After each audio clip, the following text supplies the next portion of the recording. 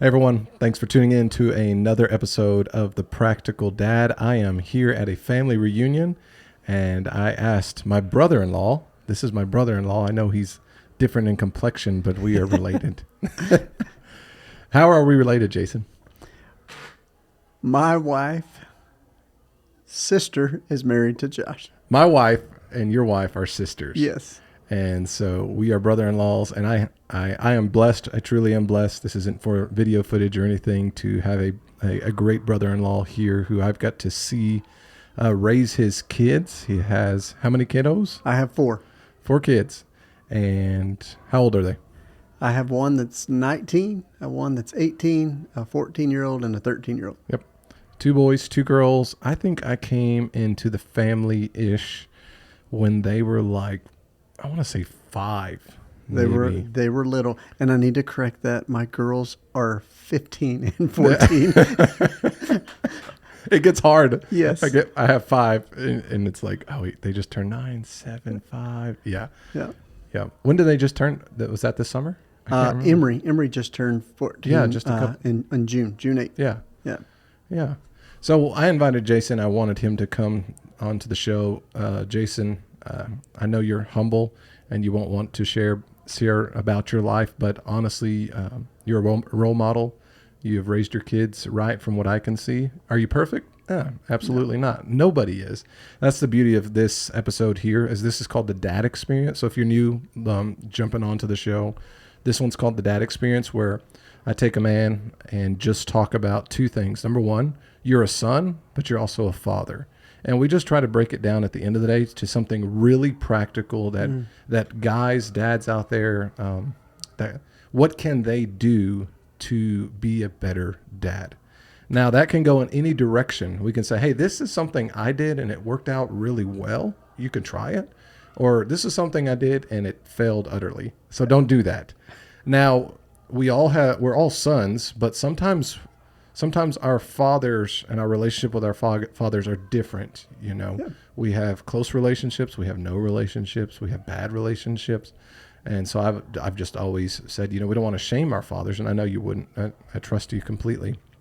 And I don't ever want to push too far either. So you're free at all times to just say, nah, just rather not answer that one right now. And everyone understands that. So, and if you're listening, hopefully, Lord willing, we'll get to do another episode. I'm not sure it'll be tonight or not. It's pretty late. You go to bed pretty early usually, right? I do. Yeah, this is bedtime for Jason. Yeah.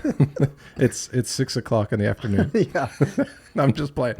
But yeah, I hope to get Jason back on here from a more professional side. And I guess you can just share real quickly kind of your professional side, but don't share too much so we can hold them for next time. What is graduate college or go to college? What is your your profession look like after that?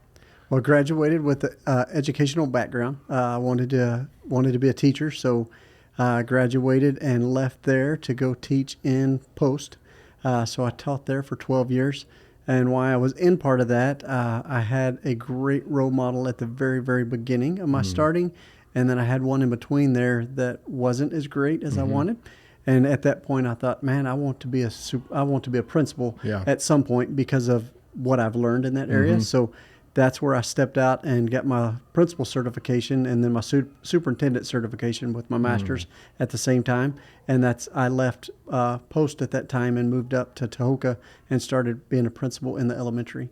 Yeah. And then moved over from there, went to Plains for 1 year and then finished out about 8 years in Sundown as an elementary principal. And then due to some changes in there, I stepped out, and now I'm the chief operating officer for a medical clinic in Lubbock. Yeah, 2 totally different things, but you're equipped to do both. And so I'm going to save that for next time, so you don't get to hear about any more of that. That's for next time, and we're going to talk more about his profession and what he's seen with children and the impact of fathers or the lack of fathers. But today we want to talk more about just your personal life. Where did you grow up? I grew up in a little town called Kittiquay. So population about 300, 400, not a whole lot there. Big city. Yeah, big city. Graduated with the whopping 500. So But hey, I graduated number 2, right? Yeah, Gotta be excited. So, yep, graduated in 94 in Kittiquay.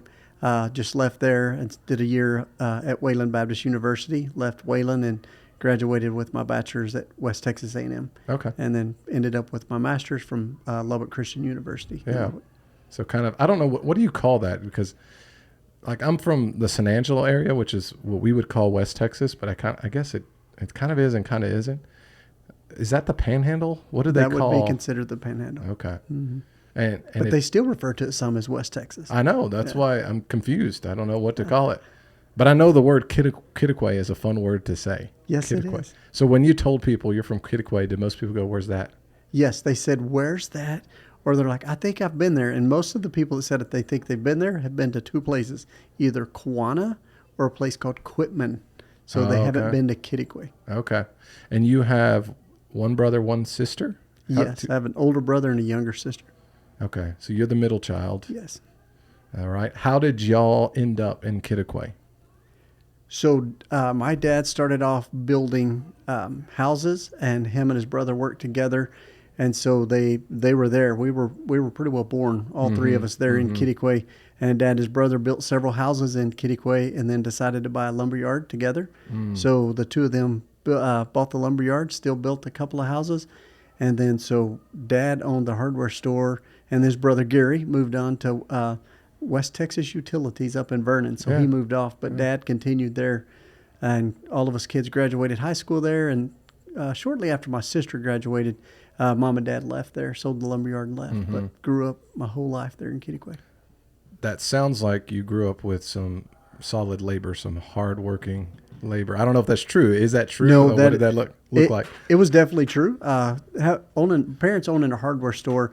A lot of times people are like, well, your dad owned a store. You guys were rich. And that definitely was not the case. Think about a hardware store in a town that has a population of 400. Yes. So it took everything Mom and Dad had to keep the doors open and us kids. So Chad, my older brother, and I were at the store quite a bit, helping Dad run that because the money wasn't there to hire somebody.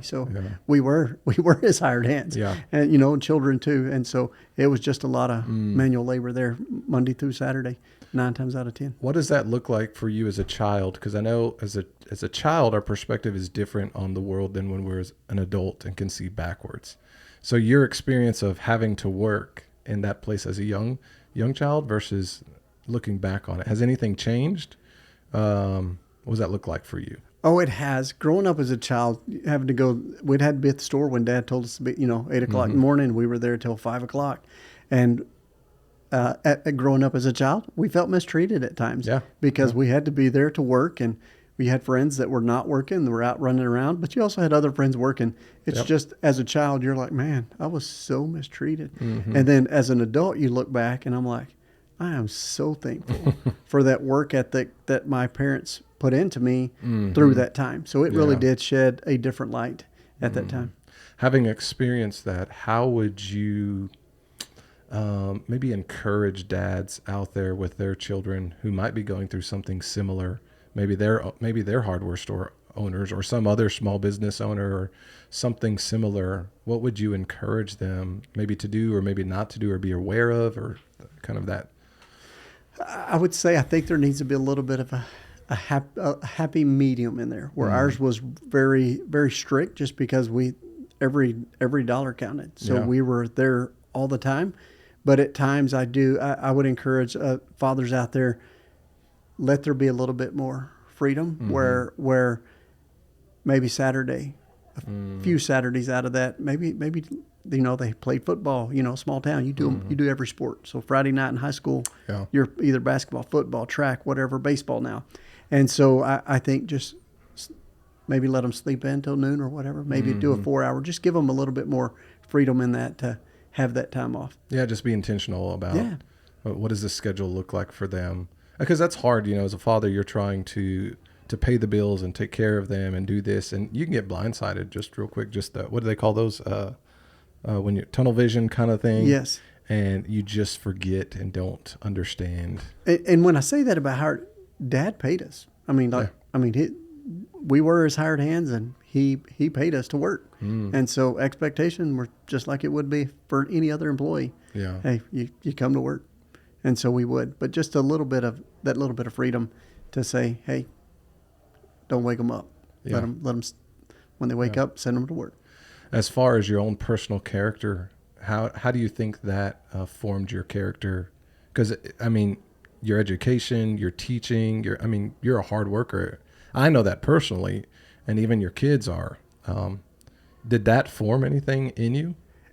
It did. It did, to me, form that, okay, it's not, everything's not free in life. So it created that work ethic of, all right, if you get up and you go to work, and that's just part of it. And so you do work, and that part gets recognized by your I think it builds character, integrity, that you continue to work. You're like, okay, so here it is. If I work this is what's coming in here. And then you have to start planning from that point on. But I do think that really helped build who I am and the way I work today in that aspect. How are you? I know I'm kind of going into your children here, but I don't want to too far yet. But as you engage with your own children, so you have one in college and he's working really hard this summer. You have another one who's trying to figure out where his job is. How are you advising them now? And that might be based off of what you've experienced in the past. We have. So I do feel like we've done it a little bit different in the household. Of course, my wife and I are different than my mom and dad and her mom and dad. So we kind of, we mix that as we come in there, and then our beliefs as they change as a husband and wife. So when we look, I didn't own a hardware store. So I did not have a place for my kids to get up and go to work to. So to encourage them to, hey, these things are out here. Here, we let them know this is where I'm at. And I didn't have the financial strain my parents had growing up. I don't have that. I mean, the Lord has taken great care. I mean, He did my parents. I'm not trying. I don't want to say that He didn't. Absolutely. He's taken great care of my household. So we've encouraged the boys, if they want to seek a job, they can. This is what we pay for in the house. You want outside of that, then you have to have a job. And so they started learning real quick.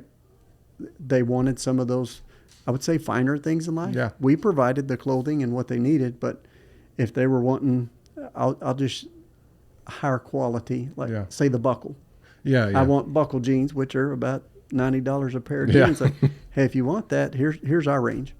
You want above that, that's fine. You can get a job, or you can take what we give you. Yeah. And they chose to take a job.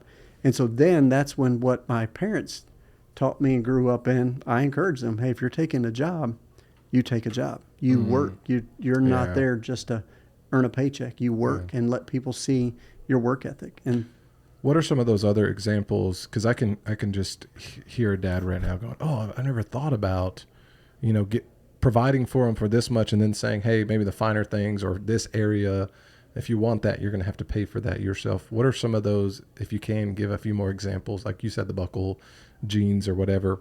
Is there, like, what was it that you were willing to pay for, and what were you saying you need to do? It did change as they got older. So I do feel my wife and I still shop at Target. I feel like Target has great clothing. They still can do that. Now, I also don't mind owning a pair of buckle jeans. So as we get through those, not just the clothing, like our kids as they get older, I don't want to get too deep into how we've done their part of their dating life, but as they got on there, they knew, hey, if we wanted them to treat, my boys are the oldest and can date. We want them to treat a young lady right, that they need to. In our eyes, you're going to pay for that. You ask them out. It's your job to take care of that and pay for that. We had just certain ranges. Like, hey, if you want to do that, well, we'll pay the gas to go this far, and we'll pay for you to go to Chick-fil-A or something. And if you want to take them to Texas Roadhouse, and you want to go to a movie, and you want to take them flowers, I'm taking them to Costco. There you go. You get a slice of pizza, and I get a slice of pizza and a water for $2 or like $1.50. So and it's stuff like that, and we encourage them. Like I said, even in the dating realm, of being in a public place at all times. So a great place to start to know each other. It's not just about the physical beauty. Hayden being our first one to go out and date, we encouraged them to go like to a Starbucks. Yeah. And so if they wanted some privacy, they stayed in the parking lot and they could sit and talk inside the pickup, because then it's there, or they could stay inside Starbucks, whichever their date, however they felt comfortable. And that's way more inexpensive than going out to eat. And you get to know whoever you're dating and can talk and have different conversations. So my children have been blessed by their grandparents to get a few dollars for Christmas, or their aunts and uncles, just get a few dollars. And they ask for things, and a lot of times I'm like, no. And since I have you here, I'm like, well, let me just pick Jason's brain real quick. How would you advise that I help them with, say they get $50 for their birthday? How would you advise I help them with that money? How have you done that? Maybe you haven't. Maybe I'm just asking off the cuff kind of here. We haven't. We talk to them all the time about, and we're very open in our household about our finances. Now, when I say that, they don't know how much I make. Yeah. But they know, like we're renting a house right now. They know what rent is. They know what bills we pay. Yeah. And so they see that, and then they know, and then so we start talking to them about, hey, if I make this much, and we start looking at that, and I try to encourage them about their own money, even now, that when they get ready to start dating, I'm like, hey guys, you do understand this has been part of the role of a man. When they leave the household and you ask a woman to marry you, your job's to buy that ring. So if your expectation is to possibly be married at the age of 20, where's that money coming from? So here you are now. If you want to plan and do that, you can. Yeah. So we just start talking. And as they're younger, we have way more control over what we allow them to spend it on. Yep. But then they hit a point and you're like, hey, I'm going to talk to your dad and I'm going to give you some advice. You're old enough now, you get to make that decision. Yeah. And if they take that $50 and waste it on whatever they want to waste it on, that's okay. Yeah. We don't want to shame them for that. It's okay. And then when it comes back around and they're like, hey, I want this. And then there's that reminder of, hey, you remember the $50 you had? You chose to spend that here. You don't have that money. Yeah. But next Christmas, hey, remember, you spend it here and you wish you had it later. So you might want to save some. So that's just been kind of our conversations with our kids. Yeah. I think that's an excellent tip. I really like how you said we don't shame them, but the next time around we help them. And so you're just those guides and helping them to think, because they're really at an age, I mean, kids are, they don't know how to fully think yet. My kids, they're pretty good kids, but they still do really dumb stuff. Oh yeah. Today was a challenging day for me as a father. They were just all over the place, and they weren't doing anything bad. Yeah. But they were just weren't listening very well and just kind of being rambunctious. And it was just one of those tougher days. But I look at it and go, nine times out of 10, they're going to do the right thing. And when they do make those mistakes, it's typically not because they're just trying to be a little punk. They're just doing it because they're exploring. And so it's you have to assess those situations of, okay, do I really discipline, or is it more of an educational type of thing? That's a good reminder. So thank you for sharing that. And I would say I want to encourage. That's a great job on that educational part. I didn't learn that till a little bit later on in life with my boys. Now my girls, they were a little younger, but with my boys, I had a thumb on them all the time, and so it was more about discipline. And I took the wrong approach going through that. It was too, and now it was too harsh of discipline. I know anytime there needs to be a discipline, it should be to correct a behavior. And at times mine was to correct them because of what the public would say or what they looked at. That's hard to block that out and let it go. And I'm learning that even now as a father. I wish I'd have done that differently. And it didn't harm my kids. Yeah. It did cause some where maybe they didn't talk to me as much as I wanted them to at a certain point. But now it's opening things back up, because it's where those things you're starting to see them. So that education, that's very, very important to realize the situation. Is that because they're 4 years old, or is that because they're really disrespecting dad, going against the grain? And so I think stepping back and really listening. And guys, I'm just going to tell you, if you're married and your wife is there, she is really, really, a mother's love is way different than a father's love. And to be able to have that bond with your wife, that when you step and she feels it's maybe over the line, not in front of the kids, but there's a cue or there's a cutting. My wife and I, there's a look. Yep. And if we see the look, I know I need to stop, and I'll even tell the kids, hey guys, we need, I need to talk to mom. And then we'll talk. We'll leave the room and we'll talk. And then I will assess what she said, because it's what my wife and I do. Yeah. And I want to share this nugget. I didn't do this early in life, and I think it has changed drastic for my kids, to be able to apologize to your children, to walk in there and be able to say, hey, I'm sorry, I was wrong here. This is why I was wrong. Yeah. My thought process was not how I handled it was. Yeah. So I'm sorry I did that. And then moving to that next step. Yeah. So I encourage it. It's okay to apologize to your children.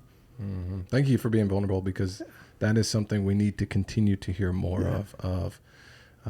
One of the dads said one time, I can't remember the exact phrase, but he said something of the effect of like, we are first time fathers, but to them we're the only father, or something, like the only idea.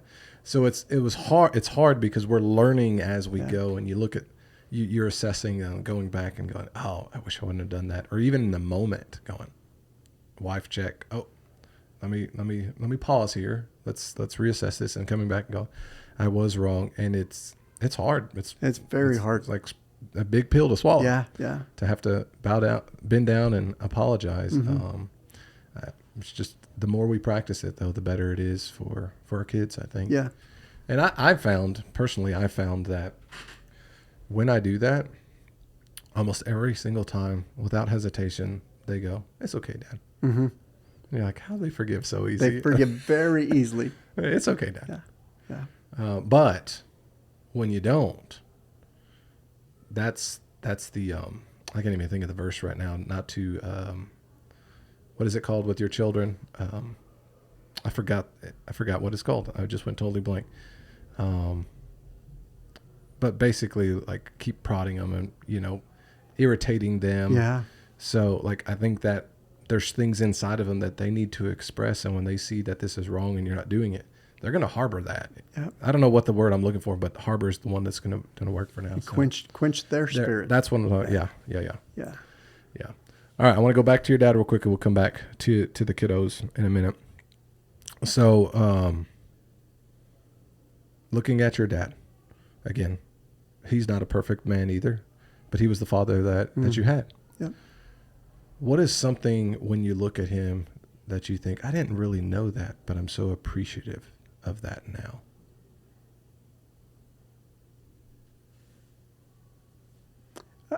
I want to go back to that work ethic, because that was a big deal, and at the time, I didn't have a full understanding of why he did that, and felt mistreated at times over that, and then the protection that he would come. So he would set ground rules. Hey, you come in at midnight, don't be a minute late. There's consequences, and then so he stuck to those. And so that is the part that I'm thankful for, that he didn't waver from those. And so as a 16, 17, 18-year-old kid growing up, that is a hard pill to swallow sometimes, especially if you're wanting to step over those bounds, and then he holds his feet to bring you back to that. Yes. I mean, to the point where I was in high school and I didn't like those. I did not like those rules. No, I agree. I mean, I moved out before I graduated, and then ended up coming right back to graduate, and then caused a lot of hard feelings for quite a while. And then we went on a walk to Emmaus. I did. And then he went on a separate one, and then we worked one together, and life has been way different and way better. Wow. The Lord has restored that, that division that we allowed Satan to cause inside there. And so it's just that spot where we're at a point where I can see my dad be vulnerable, and he wasn't. What's that song by Randy Travis? He sings that song about my daddy's hands were hard as steel when I done wrong. Yeah. Yeah. And that was my daddy's hands. They were hard as steel when he done wrong. We didn't see a whole lot of that loving part, right, that deal, because he was going to work because that's what had to happen. Yep. And I understand that now. I did not then. And now to see him be vulnerable and loving in a different way has been very good as a growing man, Christian, praise God. father. Yeah. Praise God.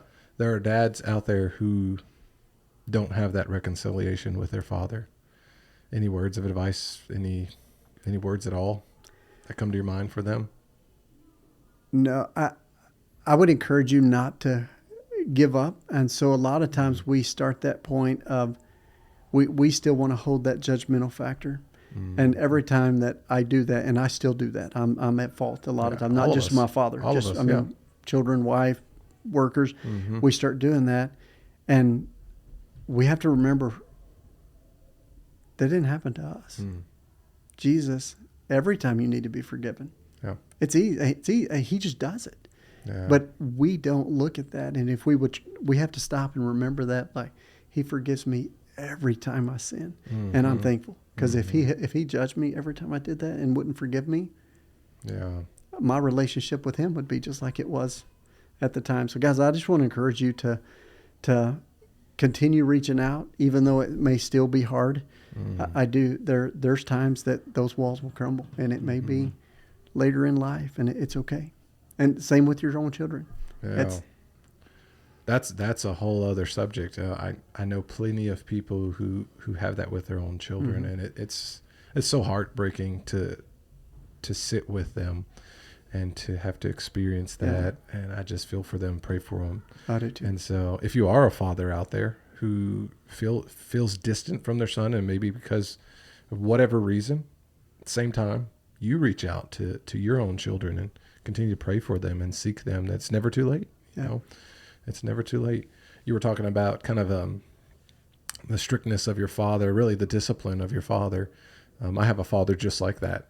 Now, my father was huge. He was like, he's like a 6'1" Mike Tyson at the time is the way I would put it. Like just a big dude. I mean, people in town were afraid of him.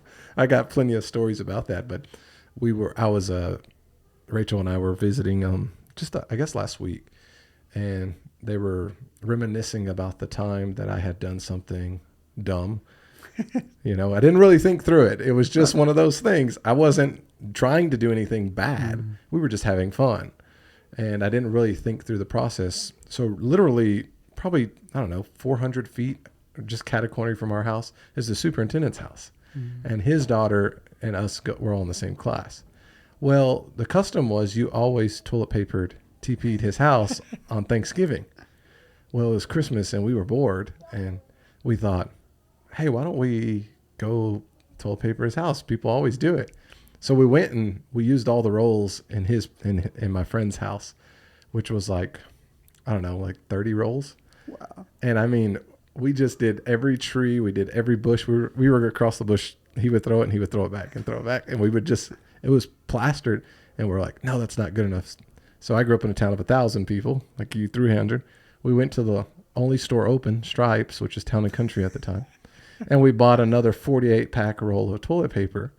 And so we continued on. I think we did 60-something rolls of toilet paper on his house. Well, we go to sleep. We have fun. I'm still asleep. It's like 11:30 because I'm a teenager. And all I hear is a loud bang in my name, Joshua. And I open the door, and my dad's right there in front of me. And he's like, did you toilet paper Mr. Krejci's house? I said, yes, sir. He goes, get out there. He used other words, but he said, get out there and pick it all up right now. Apparently, I didn't know he had gotten called by the sheriff. Oh, wow. Which the sheriff's son and my younger brother were good friends anyways. And you know how sheriffs are in small towns. They try to take care of you and just make sure you do the right thing. But they're like, yeah, we went to Stripes, and they said, oh, that was Josh and Haven. They bought all the toilet paper. Like, those dummies, if you're going to toilet paper someone's house, don't buy all the toilet paper in town. So I remember going out there and cleaning that sucker up. I was mad when I was like, I have to clean it up. Everybody always does it. But what had happened is that night, a storm came through and it blew the toilet paper like 12 blocks down the street onto the highway. Oh, And so no. there was toilet paper all over the city. And, you know, it wasn't something I was just like doing bad. So I was picking it up. I was mad. And then Haven had to come and he picked it up. And Mr. Krejci came out.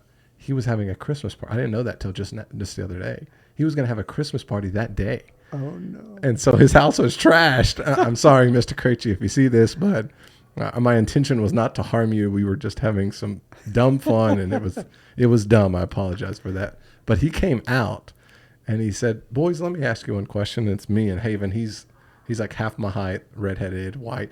So it's just two different. And he's like, "What would make y'all think to do something like this?" And I was thinking, in my head, I'm just thinking, well, everybody always does it. It's just a different day. And my buddy right here, he just blurted out, "We just wanted to give you a white Christmas, sir."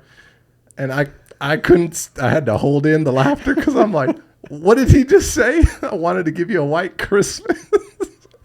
Oh, anyways, but my dad got on to both of us. And yeah, it was a learning moment, but just very similar to you. I am thankful for my dad. Same with you. I think I had a very similar experience with you. But it is hard at times when you're like, oh. And so I just don't think we ever get that right, though. You know, some days. Mm-hmm. But I think for me, I don't know about you. You have older kids, and I don't know what your experience was. So you tell me of that balance between like, oh, yeah, I hit it perfect today. Good parenting with them. And then other days you're just like, oh, too strict or too lazy. Yeah. How does that, on a day-to-day basis, how have you experienced that? It's been tough. I mean, if there's somebody you can bounce off of, and like I said, that's my wife. And so I know that's not the case for everybody, but if there's somebody you can always bounce a few things off of, she's my happy medium. I'm more on the hard side. She's on the happy medium, softer side. So a lot of time there's a mix, and that's why I have to have her as my check and balance, because I will go too far, and I still do at times. And as they've got, one thing that I've noticed as the boys have gotten older, like I said, I've got an 18, 19-year-old. One's in college, one's leaving for college here in a couple of days. And that part has been where I have been able to see the difference and talk and listen. There have been two great experiences for me as a father, that, I mean, there's way more than that, but that I really have learned. I know growing up, the generation that I did with my dad, if he told you to do something, that's all there is to it. You didn't question. And if you said why, the answer was, because I told you to. Yeah. Because I said so. And that was it. My personality, it would drive me bananas as a kid at times. Because sometimes I needed an explanation. I wanted one. Now, did I need one? No, I wanted one at times. So as my boys got older, I started learning. I let them talk, even if I got onto them. And they learned, for their respect to me was to ask. Dad, can I say something? I mean, can I say something? And for a while, it's like, yes. I still had that front. But then it became like, yes, you can. And then to hear why they did something or see why you're like, that's what helped me kind of check my discipline. Because I would do that, and I've had to back off. Like, hey, you're grounded for a week. And then you could see Kai was really good about standing his ground, and sometimes not for the best. But he would look and he would say, there was times it was better for me, because he would say, can I tell you something? Yes, you can. And he would say his part, and I'm like, well, here's my side. There's been times that he accepted because of what I said the second time, because it was in a loving. A lot of times when I would do that, it was out of anger. I was mad. So if I took a different approach, but there's times I had to change because he asked a question. I'm like, I didn't see it coming from that way. Because I judged him. I didn't see what came from the heart, and that's what gets you every time. So that one was big. One thing Nicole and I did, and this is a great tool to use, dads. I will tell you, you better brace yourself. So we started when they were young to talk to them individually and just say, hey, we had a safe zone. So Yeah. they would come in and we would talk. And I'm like, you can tell us anything that you've done against what we've said. You break the rules, you break the law, no consequence. Wow. Never even heard of that before. Yep. Go ahead. And they would tell you things. And that's why I said you better be ready to brace Yeah. yourself, because sometimes if one of them looks at you and said, I stole this, you might have to take a time out, walk off, and come back, because Yeah. you said safe zone, no discipline. I'll call it a confession booth. I'm going to build a confession Yeah, booth. and it really was Yeah. without a consequence. So it really helped us to build that trust level of like, okay. And so then what we've noticed as they got older is we didn't have to do that. They would start coming to us and really start looking at consequences down the road, and they would talk to you. Yeah. And they would say things. And like they would go over to a friend's house. Somebody would go to smoking. We would get a text or a phone call. We didn't have to ask. Yeah. And that's, to me, made a big difference. But it's hard. Like I said, when you say no discipline and they do something, you're like, you're not supposed to steal. You're not supposed to be cussing. You're not, and if they say they do it, then you talk to them about why that was wrong or whatever. But then it's done. Yeah. But the fact that they brought it up means they knew it was wrong. Yes. And they did. So they knew themselves it was already bearing on their conscience. Good point. Yeah. That they wouldn't bring it up unless they already knew it was wrong. So the work was already being done. Yeah. So it's surprising that they didn't take.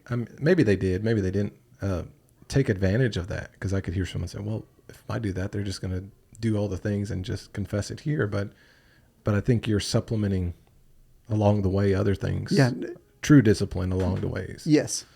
And they would. And I'm not going to say that they didn't take advantage of us at times. Yeah. Yeah. But they're kids.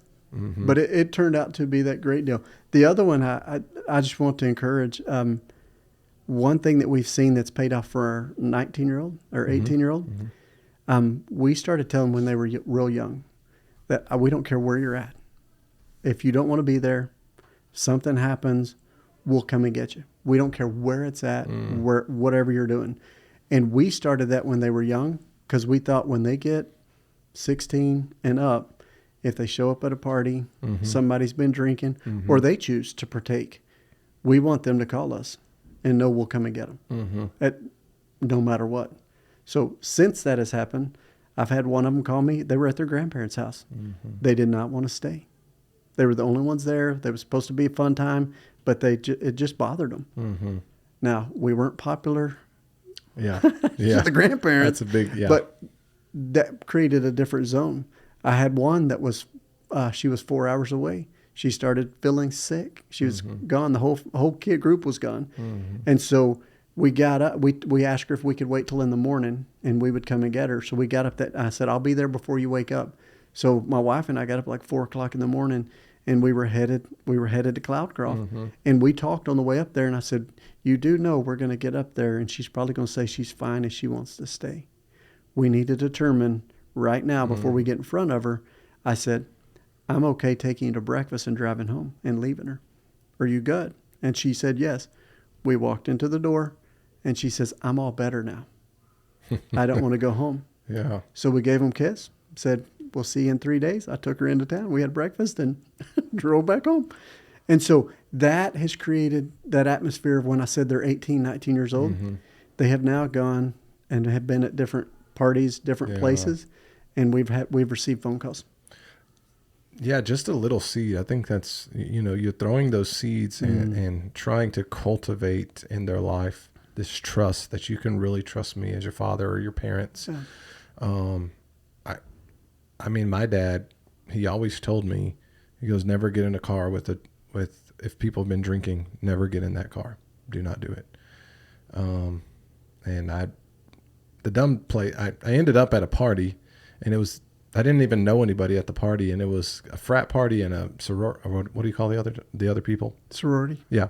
It was one of those parties. So I'm like, I'm not even either one of these groups. Why am I here? Yeah. And I wasn't drinking at that time, and the other people were. Well, it's time to go home, and they want to get in the car, and the one who wants to drive their car has been drinking.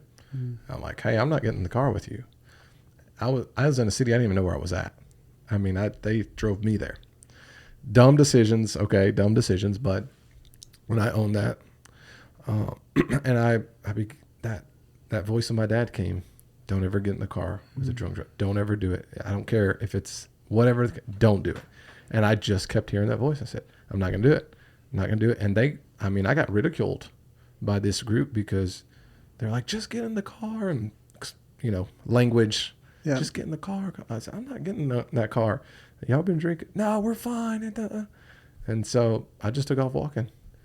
It was like 40 degrees. It was cold, and I had shorts and nothing. I didn't even know where I was walking, but I just started walking. I was like, I'll figure a way out. It's much better than that. Yeah. And the Lord happened to have an older lady drive by, and she stopped by. This was, I don't know what time of the day, night it was, morning. And she goes, "What are you doing?" I said, "I'm trying to find my place or my car." And she's like, "Get in. This is a bad neighborhood." And so she's like, where do you, I'm like, I don't know, somewhere over there. I don't know anything. And so she eventually got me to my place. Wow. But I'll never forget it because my dad planted that seed. So just like you said, just your seeds that you were planting in your children that, some of them come back and bear fruit. And I don't want to say every one of those scenarios have turned out perfect. Well, of course not. I'll share one now. So, 19-year-old loves to play pool. He's learned this at college. He loves to play pool. So he comes home on the weekend. Well, there's a club, and it's a club in Lubbock. So he calls and says, "Dad, I want to go play pool here." And so I have to make a dad judgment here. So and I just tell him, I'm like, "Son, you're 19 years old. I'm going to let you make your own decision, but I want to tell you my advice. Yeah. I don't think you belong there. Here's why." And then I start laying all these things out, and not to guilt him. Yeah. And then I tell him, I'm like, I don't want you there, and I've given you the reasons I don't. You're 19-year-old, so you're considered an adult. You get to make your decision. So if you choose to go to that, you heard my spill, I'm done. If you choose not, you've heard my spill, and I'm done. And so I wake up at about 2:30 in the morning, and he's coming home, and he went to the club and played pool. Nothing happened, and that's what I mean. I shared that those things are going to happen, and you have to be okay with that. Yeah. I heard you, your second graduated, Kai graduated, and one of the things y'all have done is kind of done like a breakfast, kind of send off and prayer for them, a celebration. And one of the things you said about Kai was you had to learn how to let go. Was it the word release? Is that the word that you talked about? How hard is that as a parent, or what did that journey look like? That's been extremely hard. So I'll step back to my childhood for a little bit. As I said, my dad pushed and didn't see that loving side, so I left before I graduated. I didn't want that. My dad didn't want that. I know that now. I didn't want that for my kid. So to set back and say, where is that line you release? Because he was a very, very, very strong-willed little child. Still has a strong will, but knows when to give now to some degree. Will still push quite a bit, but to find that place to release him. And it worked a lot better having those conversations with him about, he goes to talking about things and trying to get him to see down the road. All of our conversations are like, hey, if you do this, what's the impact down the road? Not right now. This is fun, this is glorious, but what happens here? If something goes wrong here, what happens here? And so I had to have those conversations with him younger and then be able to let go. Not wait till he's 19. Hayden's more of a rule follower. Kai's just like I am, independent, wants to be independent, ready to move out. And so I want him at home as long as I can have him. So learning how to release him, lots of prayers to not overstep that bounds and force him out, to let him make that decision. You ever feel unequipped or like, I'm not sure how I'm doing this? Oh, yeah. A lot of those decisions, even like I said, with Kai, even with the girls, because it's different with the girls, and they're not at that age yet. But to see and to hear different pieces as they're coming through there, and I'm like, oh, I can't handle this the same way with the girls as I did with the boys. And then to Hayden and Kai, they're totally different. And I'm like, I do feel unequipped, and you're stepping out on a territory. And like you said, you pray that was the right decision. Mm-hmm. And if it's not, I think you do the right thing and own it and try to salvage those pieces and move through there. And you can, if you're really seeking the Lord through there, as you make those mistakes, they will return back, just like you heard your daddy's voice, even though you were doing not in the right place. Yeah. You heard that voice and the things happened like they were supposed to. And we see that. So yeah, no, there's a struggle. How do you not fall into despair? I mean, we get discouraged, and we look in the mirror at times and we go, golly, I really messed that one up as a father, and get knocked down sometimes. We just took a punch we uppercutted ourselves and knocked ourselves out. How do we not stay on the ground in despair and discouragement and just give up as fathers? How do we get back up and move forward to be greater fathers? I do think you have to step back and look at where they were at and where they're coming to. Even after that mistake has happened, you're right. You can stay in that, and I'll just be honest. You can waller in that if you want to. That's what I'm saying. You can waller in that pity and self-deal, saying, "I messed this up. I'm going to continue messing this up." But I don't think you can take that approach. Mm-hmm. I think, hey, I don't know. I've talked to Kai quite a bit. He is hard on himself at times. Mm-hmm. He's a roper. He likes to rope. And we would tell him, you miss, you have till you get to the end of the arena. When you get back, you got to let it go, because guess what's going to happen when you do it again? If your mind is still stuck on that miss, yep, you're going to continue to miss. Mm-hmm. So I try to take that same approach that, okay, I can waller in my pity and do it for this long, but either in the morning, in a week, whatever, I've got to be done. And then I can look at the good stuff. I mean, you don't miss every time. You've had some great stuff. You may feel like the only time you had great was when they're 0 to 5. Mm-hmm. Well, what's wrong with that? You've done a great job, 0 to 5. This part gets hard. Everybody talks about different things that are hard through different lives. And I spend a lot of times praying, because when we had kids, all you hear about, the terrible twos. The terrible twos. Wait till they get to teenagers. They're so sassy. I know. I hear that all the time. I don't feel like I did that. And my kids are special to me. I will say that. But they're not out of the ordinary. Yeah. I didn't dwell on that. I do think if that's all you dwell on, you're going to see it. Do I think my kids had some trouble at 2? Do I think there's been a little bit of teen? Yeah. But I didn't stay and look just at that. Yeah. Because if you do, that's all you're going to see is that negative. So if you're honing in on the negative, everything that you see is going to be negative that they do. And I encourage you not to do that. Find the positive. It's there. So yeah, I like how you said, you just kind of give yourself a time limit of, all right, you're down in the pit. Give yourself one more minute to be in the pit, but after that minute, you're getting back up. And then also just trying to zoom out a little bit and think about just where you're at along in the journey, and that you are seeing fruit.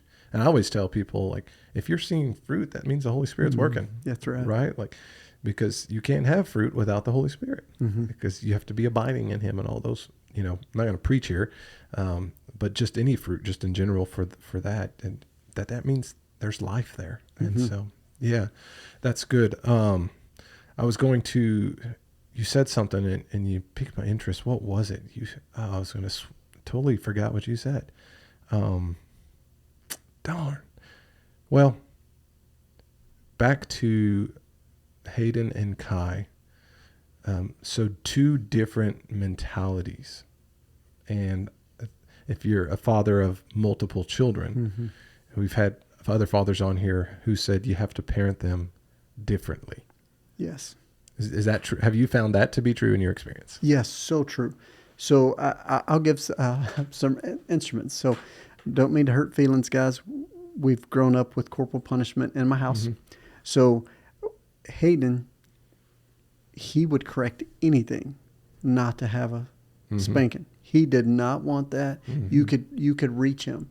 So when he would misbehave and totally need to be corrected, his was with a spanking. Kai, it did not affect him. He would beg for a spanking when he was wrong, because he knew that spanking would be done, over with, and he's moving on. Kai, we would ground. Mm-hmm. You would take things away from, because he's a goer. He's constantly moving. Where we could ground Hayden, he'd be just fine. Leave him in his room, give him a book. He'd sit there for a week if that's what you want. So we did have to learn to see those differently, and it's okay. Mm-hmm. It's okay to do that differently. It doesn't mean you love them differently. No. You're correct. To me, what I've learned, if you're applying a discipline, whether it's a timeout, a spanking, grounding, you're trying to correct a behavior that was inappropriate, not a behavior of a 2-year-old, 3-year-old. And so I corrected some of those when I shouldn't have. But that's where you have to see what's effective on your kid. Because if you're doing something that's not effective, why are we doing it? It's not changing the behavior. Because if you're doing that, it should be to change something you need change. They're continuing to whatever. If they're fighting at school, how are you going to change that? You know, I was in the last episode I did. So I try to do like give some tips from a book. I'll read a book and then I'll give some tips or a summary of a chapter on the second episode that comes out of the month. And the last one I did, it was 5 unbiblical or ungodly methods of parenting, and one of them was grounding. And he mentioned in there that grounding is not biblical because it's punitive. It requires them to do being punished for something rather than actually changing their heart. And it was one of the ones I shared with our friends online. I just shared, I'm not sure. I'm just telling you what the chapter says, but here's one that I'm still really considering. I'm not sure that's true just because my experience was different. When I had it, I didn't feel like, oh, I'm put in jail for a week and I'm getting this punishment. No, it was more like, we're giving you time to think. We're giving you time to consider that action, because a spanking's not going to allow you to consider this. You just take a spanking and move on. And so, you got any thoughts on that? This just a tip for you guys. When you don't know, you can always ask a brother. Iron sharpens iron. Yeah. And you might not have it all. You may, I don't know. What are your kind of thoughts? Do you agree with kind of what I'm saying, or? I would have to agree more with kind of what you're saying. I don't see it that other way. I know that's like on the spot. I'm still processing it. I'm just going, I don't really get his point there. I don't understand. I don't that. either, without having to pray deeper into that and really trying to do a little more research and studying on it. I've never thought of it that way for sure. Definitely haven't thought of it that way, but I don't see it that way right now. Yeah. Well, I don't either. I was just, I'm still thinking through it. It's one of those, I say, if it's in pencil, that means I can erase it and change it up. And there's things I have in pen and I'm like, well, maybe I'll put it in pencil because of what you said, but that's I've never heard that before. Yeah. That's quite odd. So, all right, I want to do this. I want to swing the pendulum with kind of the few moments that we have left. Swing the pendulum from kind of discipline and correction and loving your children and teaching them differently to the opposite, which would be idolatry. I think there's a great danger between the two. I think there's a total neglect or an abuse to children. And then there's the idolatry of children, where it's not love of children, but it's the worship of children. I know that you love your children. What is the difference between a love and idolatry when you're thinking through that with your own children? How does that cross? Is there a line that crosses over?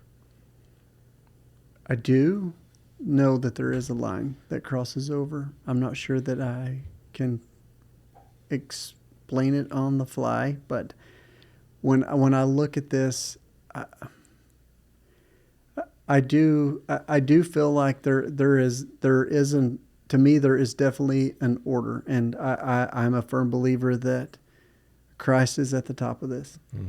And anytime we go to moving things around, and if they soon become above him, and it becomes more of a, and I use this word very carefully, more of a worship of your children, then we've crossed that line to where I think you can call it putting them as an idol, and I think you can. I think that can very easily happen when you have one that excels in a certain area, Mm-hmm.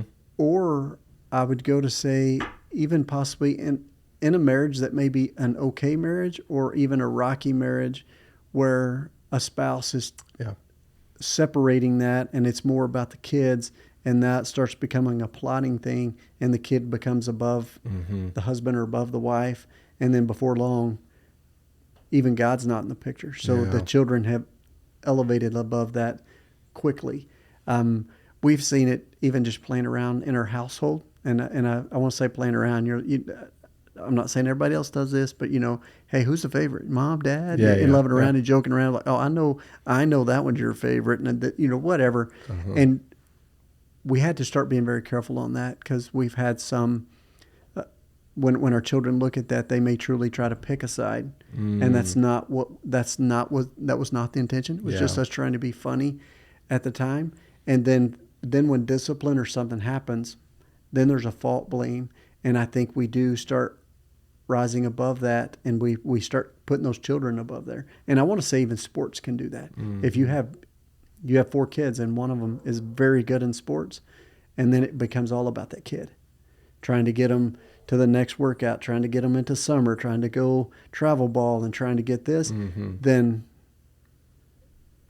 they become the idol. They become over everything. So you drop everything to put that kid there. Yeah. And to each household's different. I'm not going to say there any right or wrong in there. I will say for our household, what worked for us, having 4 kids it's not tough. But if we travel balled in everything that they wanted to do, if we let them do every sport they wanted to do before we hit middle school or high school, we didn't have time for anything else. I mean, is there a question that comes to your mind if you try to self-assess, am I worshiping my kids? Like, I love my kids and I want the best for them, but am I worshiping my kids? Is there another question in there that would help kind of assess that comes to your mind? I'm not sure. I'm just kind of throwing that out there. And I don't know that there's just one question. Or a flag like, oh, I need to take caution here.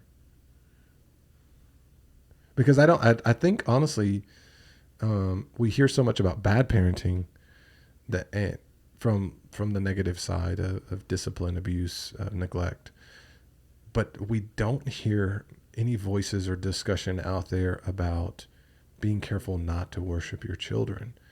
And I'm just kind of thinking out loud here, going, how do we assess? How do we look in the mirror and go, I need a good litmus test, and here's a good test. I don't know. I was just thinking out loud there. So I think if you look back, and this is, like I said, this is Jason Powell's personal opinion. If you look back, if your kid has been given, and I truly mean this, and if they have been given everything they wanted, I mean, if they ask, hey, every time they ask to go spend the night, every time they ask to do a football or basketball, track, this, that, birthday party, just name it. Every time they're asking to do something, if the answer has been yes to all of those, I think in my opinion, my household, you would have crossed the line. Because when you start doing that, when do I have time for my wife? Now, the big question, when do you have time for Jesus? Because if you go to, if that's all that is, then you're chasing children all the time. And then there's never that moment spent loving your wife like you're supposed to. And then you're loving your Jesus. And so I do think there is that fine, happy medium. Now, with that being said, if that fits your household and you can do that, that can't fit my household. Yeah. Because that would be me putting that above. Most people it can't fit, even from a time factor. I don't see how you can. Yeah. Well, I say on this podcast a lot that there is no Dr. Dad. There is no PhD in dad. It's just kind of the experience. And so sharing your experience. So thank you for being open to share that. I know he put you on the spot there, and it's like, hey, let's pick your brain a little bit. Let's think out loud. And so if you're listening online, and if you are, then you probably are humble enough to receive that as just us talking, conversing, and picking up what you can. If you have one final word for dads out there, what would you say? I would say dads, one, I feel it's important that you honor your word, that you are there if you say you're going to be there, that it's not a, oops, sorry, I forgot. Mm-hmm. It's we honor our word, and then when you're loving your kids, you're listening.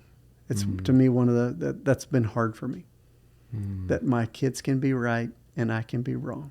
Yeah. To be able to listen to that and let them tell you, and like you said, be humble enough to accept that and move on. So that would be my deal. One big part is you listen and just be there and love them. Okay.